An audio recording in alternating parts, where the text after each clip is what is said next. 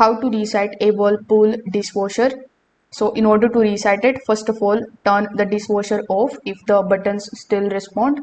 Now simply unplug the dishwasher from the power outlet, or you can also switch off the kitchen breaker for about 5 to 10 minutes.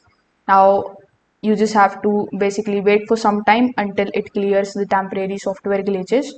After restoring power, you can try starting a normal wash cycle again and see if the reset works for you.